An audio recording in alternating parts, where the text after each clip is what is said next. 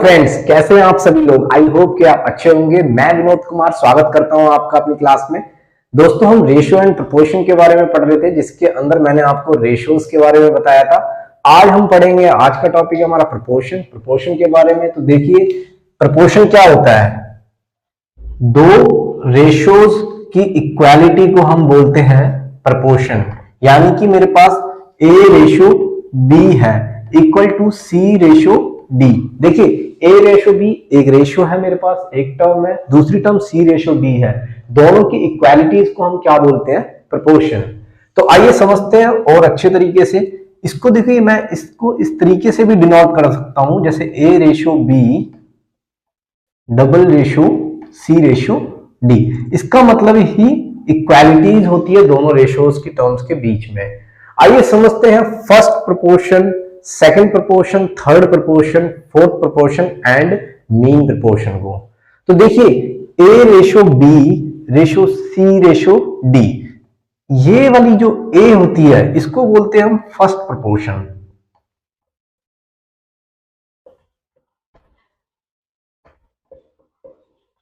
ये होता है मेरा बी सेकंड प्रोपोर्शन,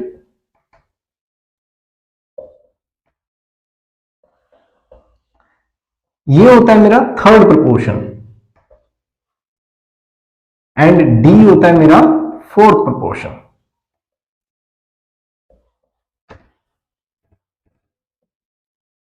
देखिए, इसी के अंदर मेरा एक मीन प्रोपोर्शन भी होता है। मीन प्रोपोर्शन मेरा कब होता है?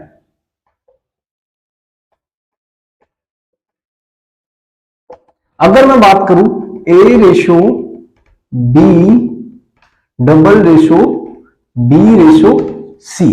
देखिए, अगर इसके अंदर मैं बात करूं कि ए कॉमा सी दोनों का मीन प्रोपोर्शन क्या होगा, तो दोनों का मीन प्रोपोर्शन क्या है मेरे यहां पे बी। और इसको कैलकुलेट कैसे करते हैं? अगर मैं बी की बात करूं, जो मेरा मीन प्रोपोर्शन है,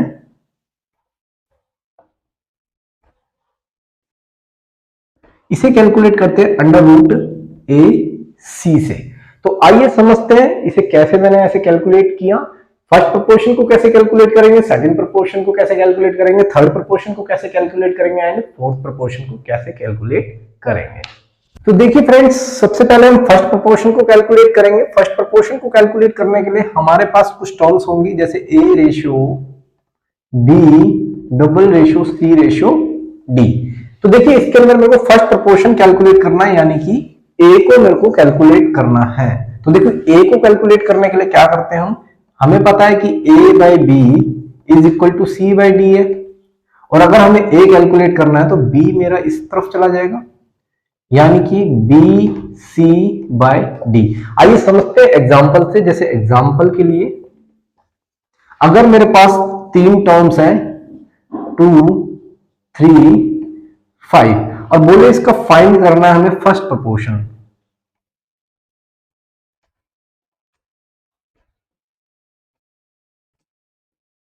तो देखिए, फर्स्ट प्रोपोर्शन फाइंड आउट करने के लिए मेरे पास तीन टर्म होंगी, यानी कि सेकंड प्रोपोर्शन है, थर्ड प्रोपोर्शन है एंड फोर्थ प्रोपोर्शन है। तो ये तीन प्रोपोर्शंस मेरे पास है और मुझे फर्स्ट प्रोपोर्शन कैलकुलेट करना है। तो सीधा सिंपल सा है, हमने एक फॉर्मूला अभी नोट किया है, बी सी इंटू डी, यानी कि बी ये हो गया, सी ये हो गया और डी मेरा ये हो गया 2 इंटू 3। देखिए, इसके रेस्पेक्ट में वो पूछेगा first proportion, find the first proportion in respect of these terms. तो इनके रेस्पेक्ट में फर्स्ट प्रोपोर्शन मेरा यहीं पे आएगा, ऑब्वियस है। यहां आएगा तो ये मेरा बी होगा, ये मेरा सी होगा, ये मेरा डी होगा, यानी कि 2 इंटू 3 डिवाइडेड बाई 5। तो मेरा फर्स्ट प्रोपोर्शन क्या आएगा? 2 3 6 बाई 5। अगर मैं इसको पॉइंट्स में कैलकुलेट करूं, डेसिमल टर्म्स में कैलकुलेट करूं, तो मेरा होगा ये 1.2। तो आइए समझते हैं सेकंड प्रोपोर्शन को, कि सेकंड प्रोपोर्शन कैसे कैलकुलेट करते हैं। दोस्तों, सेकंड प्रोपोर्शन कैलकुलेट करने के लिए अगेन हमारे पास A ratio B double ratio C ratio D. तो देखिए, अब हमें बी कैलकुलेट करना है। इसका मतलब देखिए, इसका मतलब डायरेक्ट आप समझ लीजिए कि इसका मल्टीप्लाई इसके साथ और इसका मल्टीप्लाई इसके साथ इज इक्वल टू इसका मल्टीप्लाई इसके साथ इज इक्वल टू इसका मल्टीप्लाई इसके साथ। तो मुझे ये कैलकुलेट करना है बी, यानी कि ए का मल्टीप्लाई डी के साथ, इसका मल्टीप्लाई इसके साथ है सी के साथ, तो ये डिवाइड में आ जाएगा, यानी कि सी। तो देखिए, मेरे यहां से इजीली कैलकुलेट हो जाएगा एग्जाम्पल ले लेते हैं, एग्जाम्पल से समझते हैं इसको। यानी कि मेरे पास अगर सपोज करो 2 3 4 तीन टर्म्स दी हुई है और इसका सेकंड प्रोपोर्शन मुझसे पूछता है, तो देखिए ये मेरा फर्स्ट प्रोपोर्शन होगा। अगर मुझे बी कैलकुलेट करना है, सेकंड प्रोपोर्शन कैलकुलेट करना है, तो देखिए ए मेरे पास 2 हो गया इंटू डी मेरे पास 4 हो गया और सी मेरे पास 3 हो गया। तो यहां से आ जाएगा मेरा 8/3। अगर मैं इसको डेसिमल्स की टर्म्स में कन्वर्ट करूंगा तो क्या होगा मेरा 2.66। और देखिए यहां से मैंने आपको एक चीज बताई थी रिकरिंग डेसिमल फ्रैक्शन के बारे में। तो देखिए जब भी मेरे टर्म्स रिपीटेड होती है तो इसको हम रिकरिंग डेसिमल फ्रैक्शंस के टर्म्स में इस तरीके से लिख देते हैं, इस तरीके से डिनोट कर देते हैं। 6 के ऊपर मेरा बार आ जाएगा। अगर ये चीज आपको नहीं पता है कि कैसे हुई है तो मेरी डेसिमल फ्रैक्शन वाली क्लास जरूर देखें, जिसके अंदर मैंने ये सारी चीजें बताई हुई है। तो आइए चलते हैं अपने अगले थर्ड प्रोपोर्शन की तरफ कि थर्ड प्रोपोर्शन को कैसे कैलकुलेट करते हैं। तो देखिए थर्ड प्रोपोर्शन के अंदर हम सी को कैलकुलेट करते हैं। सी को कैलकुलेट करने के लिए ए इंटू डी करेंगे, A into D divided by B. तो एग्जाम्पल से समझते हैं। एग्जाम्पल है मेरे पास 2 3 एंड 5।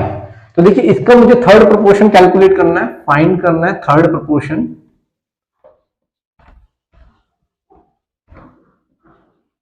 थर्ड प्रोपोर्शन मुझे फाइंड आउट करना है। तो थर्ड प्रोपोर्शन फाइंड आउट करने के लिए हम क्या करेंगे कि मेरे पास फर्स्ट है, सेकंड है एंड फोर्थ है।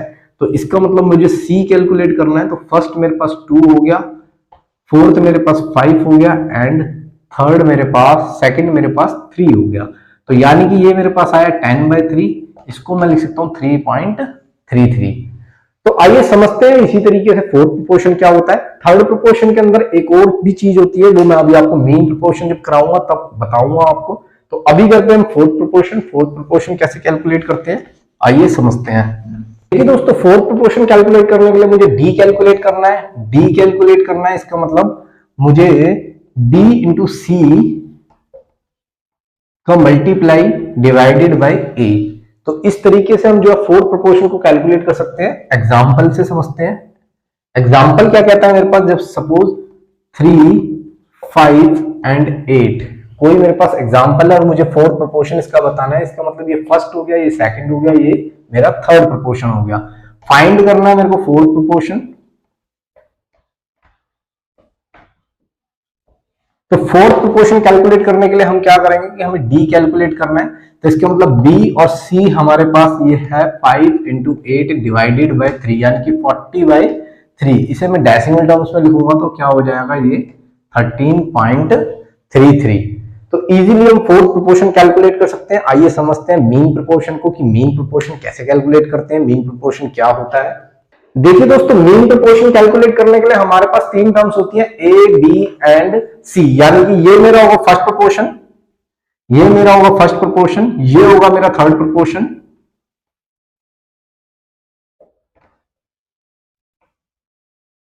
एंड ये मेरा होगा बी मीन प्रोपोर्शन। तो देखिए मीन प्रोपोर्शन कैलकुलेट करने के लिए हम क्या करते हैं कि वही अगेन इसका मल्टीप्लाई इसके साथ इज इक्वल टू इन दोनों का मल्टीप्लाई यानी कि B square is equal to A into C. और अगर मैं बी की बात करूं under root of A into C. तो ये मेरा होगा मेन प्रोपोर्शन। तो देखिए एग्जांपल से समझते हैं। एग्जांपल लेते हैं 3 एंड 12 का हमें मीन प्रोपोर्शन बताना है, फाइंड करना है मीन प्रोपोर्शन ऑफ 3 एंड 12 का। तो देखिए 3 एंड 12 का मीन प्रोपोर्शन मतलब b हमें कैलकुलेट करना है। b is equal to under root of 3 into 12। तो 12 इंटू 3 कितना होगा 36, अंडर रूट ऑफ 36 और अंडर रूट 36 का क्या होगा 6। तो मेरा मीन प्रोपोर्शन कैलकुलेट हो गया था 3 और 12 का 6। देखिए इसी के अंदर एक और क्वेश्चन बनता है। अगर मेरे पास पूछा जाए कि थर्ड प्रोपोर्शन, अगर मेरे पास थर्ड प्रोपोर्शन निकालने के लिए मैंने आपको बताया था कि मेरे पास first proportion, second proportion and fourth proportion होनी चाहिए। लेकिन अगर मेरे पास 3 टर्म ना होकर के सिर्फ 2 टर्म्स दी हुई हैं, यानी कि मेरे पास फर्स्ट प्रोपोर्शन दिया हुआ है और सेकंड प्रोपोर्शन दिया हुआ है या फिर मीन प्रोपोर्शन दिया हुआ है, तो मुझे थर्ड प्रोपोर्शन कैलकुलेट करना है। तो देखिए किस तरीके से क्वेश्चन आएगा। अगर मेरे पास कोई क्वेश्चन है 9 एंड 45 का थर्ड प्रोपोर्शन कैलकुलेट करना है, कैलकुलेट थर्ड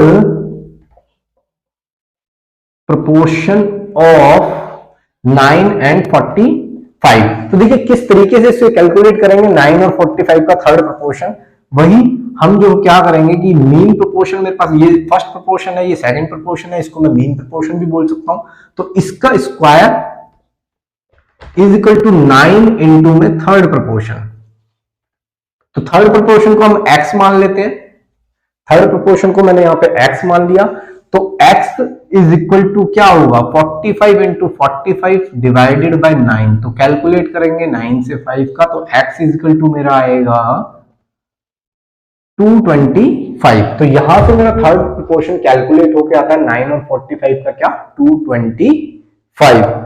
तो चलिए दोस्तों, आपकी यादें थोड़ी ताजा कर दी जाए। 10th क्लास के अंदर हमने एक बहुत अच्छी चीज पढ़ी थी, componendo and dividendo, invertendo, alternendo, componendo, dividendo and componendo and dividendo. लेकिन 10th क्लास में हमने ये पढ़ा था इसके अंदर, लेकिन कुछ बच्चे जो है भूल जाते हैं, अक्सर भूल भी गए होंगे। तो आइए उनको रिकॉल करते हैं। देखिए, अगर मेरे पास दो रेशियोज इक्वल है, if a by B is equal to C by D, तो हम इन्वर्टेंडो कैसे निकालेंगे a बाई बी और c बाई डी का। तो आइए समझते हैं। देखिए, हम इसका सिंपल इनवर्स कर देंगे, यानी कि इसका इन्वर्टेंडो क्या होगा b by A is equal to D by C. ऐसे ही ऑल्टरनेंडो है, ऑल्टरनेंडो के अंदर हम क्या करते हैं कि b का इसके साथ मल्टीप्लाई हो जाएगा, c यहां आ जाएगा, a मेरा यहां चला जाएगा, d मेरा यहां आ जाएगा। तो इसको हम ऑल्टरनेंडो बोलते हैं, alternendo a by C is equal to b by D. तो देखिए, आइए समझते हैं कंपोनेंडो को। कंपोनेंडो के अंदर हम क्या करते हैं, अगर मेरा a plus a by B is equal to C by D होता है, तो a प्लस बी सिर्फ न्यूमरेटर के अंदर हम क्या करते हैं, डिनोमिनेटर का ऐड कर देते हैं। और ऐसे ही इस तरीके से भी करेंगे LHS की तरफ को c प्लस डी। और डिवाइडेंडो के अंदर हम क्या करते हैं कि न्यूमरेटर का जो है हम माइनस कर देते हैं, यानी कि मैं इसको इस तरीके से लिख देता हूं कि a minus B divided by b। तो कंपोनेंडो के अंदर हमने क्या किया था, डिनोमिनेटर का प्लस किया था, और डिवाइडेंडो के अंदर हम क्या करते हैं, डिनोमिनेटर का माइनस कर देते हैं, यानी कि c माइनस का d बाय डी। तो अगर मैं बात करूं कंपोनेंडो एंड डिवाइडेंडो दोनों की, जब मेरे पास अगर a by B equal to C by D हो और इसका मुझे कंपोनेंडो एंड डिवाइडेंडो करना है, तो मैं देखो किस तरीके से करूंगा। इसको हम इस तरीके से करेंगे, a प्लस बी, ये हो गया मेरा कंपोनेंडो और ये हो गया मेरा डिविडेंडो, यानी कि a माइनस बी। इस तरीके से ही c plus D and c minus D. देखिए, 10th क्लास के अंदर हमने ये सारी चीजें पढ़ी हुई हैं, लेकिन एसएससी भी हमसे कभी कभार ये सारी चीजें पूछ लेती है। और अदरवाइज कुछ क्वेश्चंस ऐसे होते हैं जो हम इस तरीके से इजीली कैलकुलेट कर पाते हैं, तो वो समझेंगे हमारे आगे के लेक्चर्स में। वीडियो को लाइक एंड सब्सक्राइब करना ना भूलना। Thank you.